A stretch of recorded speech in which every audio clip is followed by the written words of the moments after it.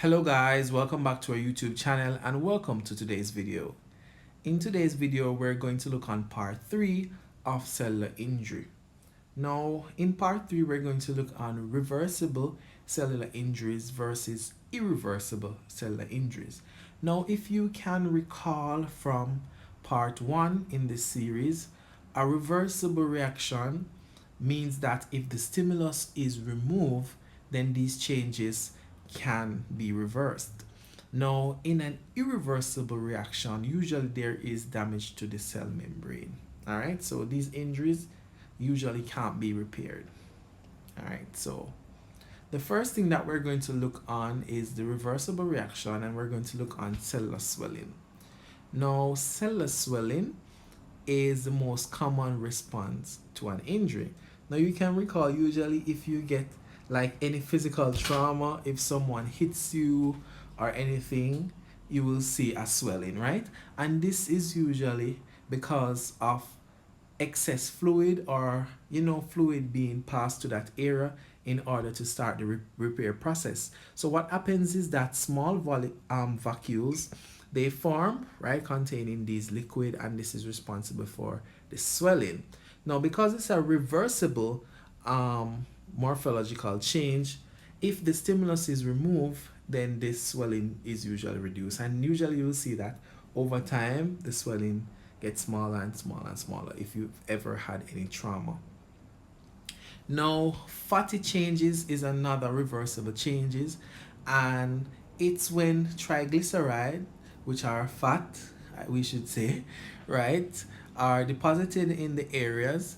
Usually your organs can be affected, and they usually increase in size, and because of the fat, it tends to be yellow in appearance, right, and like a greasy look. Just think about fats and oil. All right, now let's focus our attention to irreversible changes that occur whenever a cell is injured. Now, let's recap. Remember that reversible reactions are those if the stimulus are removed, right? Usually the cell will go back to its normal state. And in irreversible changes, the cell membrane is damaged, there is no repair.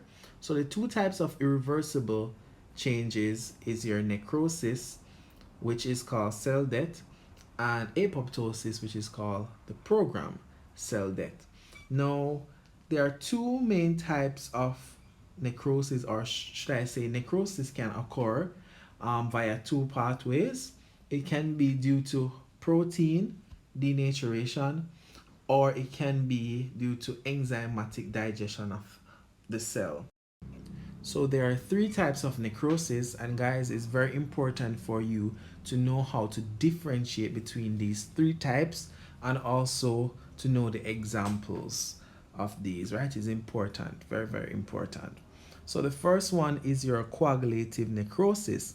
Now, in coagulative necrosis, there is protein denaturation at first. However, there is a delay in the enzymatic digestion of the cells, and so the basic structure of the cell is preserved for even days. All right, because of this delayed in enzymatic digestion, and this usually occurs during hypoxia. So an example is hypoxia leading to an heart attack, right, and death of the heart muscles. So the only other exception to this rule is hypoxia that occurs in the brain. Now, if hypoxia occurs in the brain, it's the only type that's not the coagulative type. So this example is not coagulative, but liquefactive. All right, so hypoxia in the brain is liquefactive necrosis. This may be a trick question.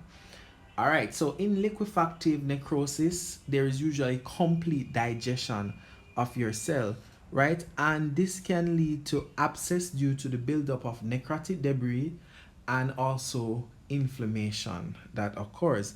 Now, this type of necrosis is common in bacterial infection, where there is a lot of neutrophils coming in, and there are some powerful digestive enzyme, right, which completely digest the cells. So the last type is your caseous necrosis, And when you hear this word, just think about cheese, casein cheese. So the cells, of course, are cheesy white in appearance, and not only that, but they have a central necrotic zone. All right, so it's easily identifiable under the microscope, and they usually form granulomas, which are giant cells that are formed from macrophages, right? And a common example of this type is your tuberculosis infection. All right, good. So those are the three types. So let's say them again. We have your coagulative necrosis, where there's delay in enzymatic digestion, and this is usually seen in hypoxia.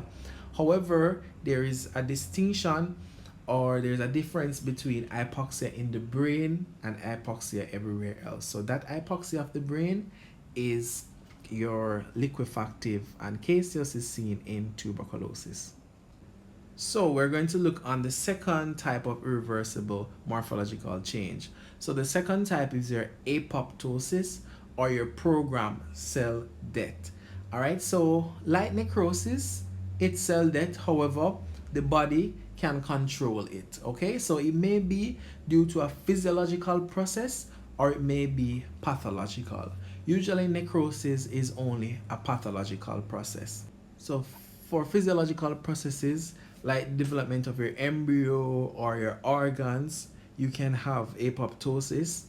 And also for development of your immune system, where you can have autoreactive T cells that can also promote apoptosis. Now pathologically, you can have cell death during a tumor, right, or atrophy. All right, there's a hybrid between necrosis and apoptosis called necroptosis, and it's just programmed necrosis, right? So it's a mixture of both. And the key thing to remember is that it's caseous independent, and it can also be physiological or pathological.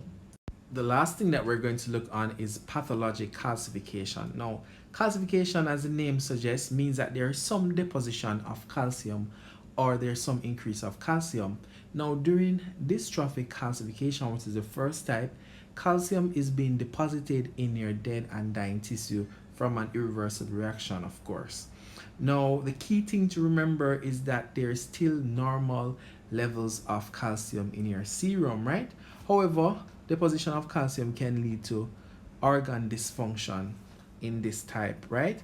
And morphologically, it's usually white or fine granules, and it can be in clumps. All right, so the last one that we're going to look on is your metastatic calcification.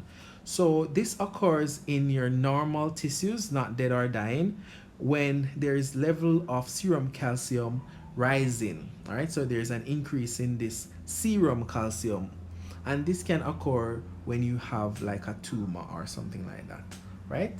So thank you guys so much for listening. Don't forget to like, comment, and subscribe to our YouTube channel, and I'll see you in the next tutorial video. Bye.